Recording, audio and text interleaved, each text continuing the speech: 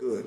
I mean, you can call it cocky, you can call it arrogant, call it what you want to call it, but I knew I was the best. It's not bragging, it's not boasting. I just feel that I'm very, very confident.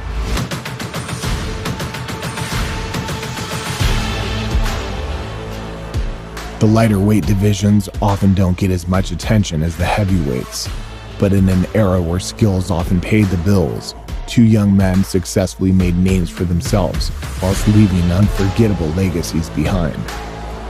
Oh, that's a superb left hook. You know, 10-time world champion at 6 different weight classes. He proved himself when he couldn't beat the best. Pretty boy Floyd tonight.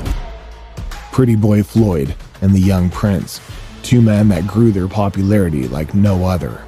But when it came down to the common proverb of leave your ego at the doors, these boxing icons did anything and everything but. I ain't getting beat, basically. I don't know who you beat, I don't know who you lost to. I don't know who you beat. So with the past now being a distant glimmer in our rearview mirrors, we rewind back to those good old days to view a potential mega fight that slipped through the cracks and got away from all of boxing's fans. A showdown between Floyd Mayweather and Prince Naseem Hamed. He's right in front of me, and I can honestly tell him that I'm going to knock him spark out. In the modern dawn of featherweights, the current crop with the likes of Shakur, Warrington, and Valdez all bring excitement to the division. But overall, there's never been quite a figure that stood out from the rest like the Prince. What happens when he feels the power and speed of Prince Naseem Hamed's punching? You know, I've heard all the critics say all this stuff and that about when he's not going to box to his best, when is that invincibility going to come back?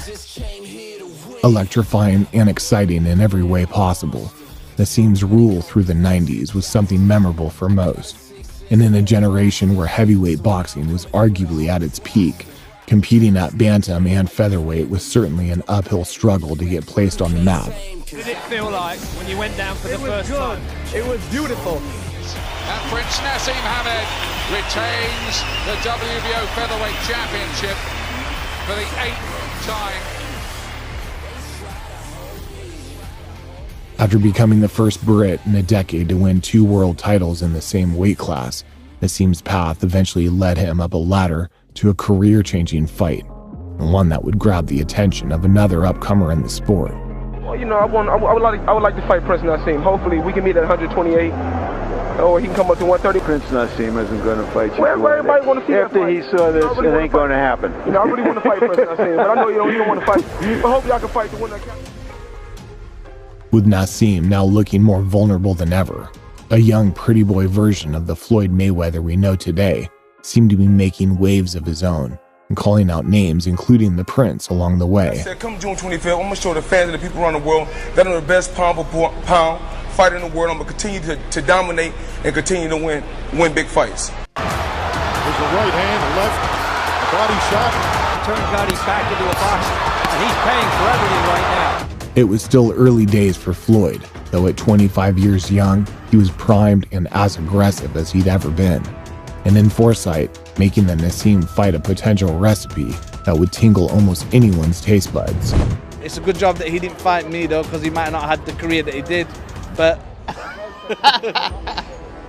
Having quite the career, Mayweather's legacy outlasted the Prince's reign by a long shot, going on to achieve 15 major world titles in 5 weight divisions, and not hanging up the gloves until a later age of 40. That young pretty boy just didn't give a fuck. He was just gonna go for it. Right. You know what I mean? With you, I think Pretty Boy Floyd was the best. Never got hit. Now, the Floyd now, I'm just saying that he have slowed down some because this is boxing. Contrastingly, the Prince ended his career aged 28, a career most would say was cut well short before its time, and yet still carry the potential to go on and have other mega fights in and around his division. It looked a little bit that the fire wasn't there. It looked like he was trying to remember what to do at times. I saw the same style, the same mistakes. A better fighter would have made him pay more than that.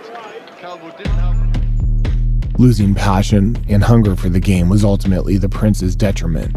However, on the flip side, Floyd's mentality, being quite the opposite, managed to pursue his relentless winning streak regardless of the rewards.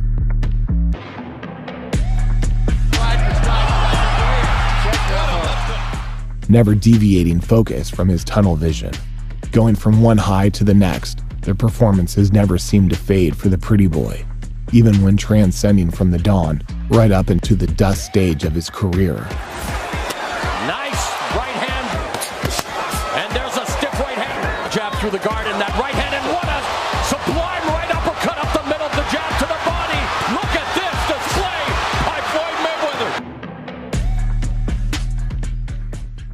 But being a controversial hate him or love him type of character just like Naseem, Floyd bred his name into the boxing world in propelling fashion, and over a period of time, accomplishing something the Prince had failed to do, becoming boxing's biggest pay-per-view attraction and highest paid athlete in the history of the sport. We can talk about that, a 19-year career with no punishment on the body and hundreds of millions. No, that's something to talk about.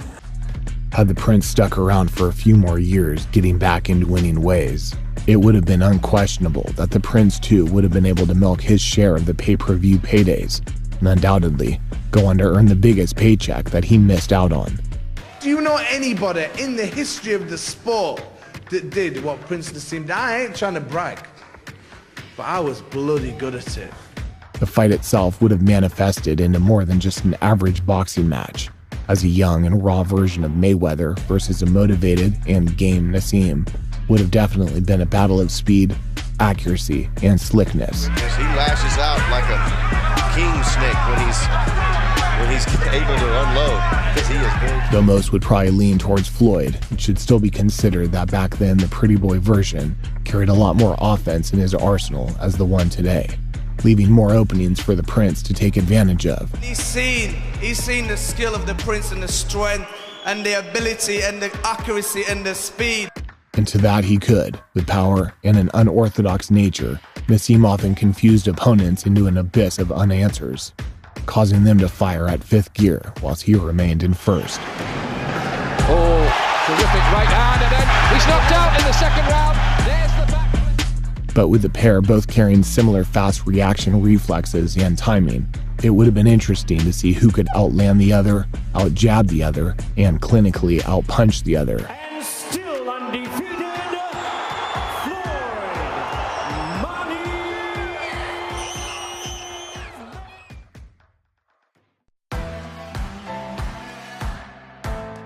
Carrying the heavier hands, the Prince has made his name being one of the hardest hitting featherweights of all time, and with an 83% knockout ratio, compared to Floyd's 54%, it would be likely that if and when Naseem was to land, he'd certainly inflict the most damage. It is stopped in round 7. However, what makes a great champion comes down to one particular characteristic, and that being the ability to make adjustments on the fly, something Floyd has been renowned for throughout his whole career after obtaining multiple hand injuries, forcing him to switch his style to that of a more defensive one.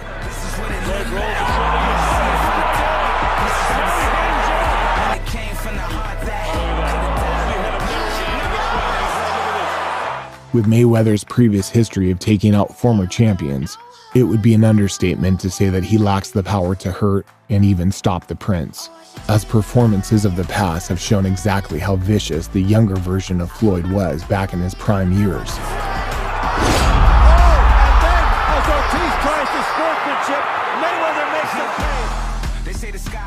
Failing to be considered a pound-for-pound champion at world level like Mayweather, Naseem was always thought upon to have his limits. And after the Barrera fight, it seemed his will to continue with the same bad intentions wore off over time, making him a far less effective pressure fighter than before. I think Barrera has already shown with his chin, one left hand won't do it. It could be the bee's knees, but it's like anything else, can't be bothered.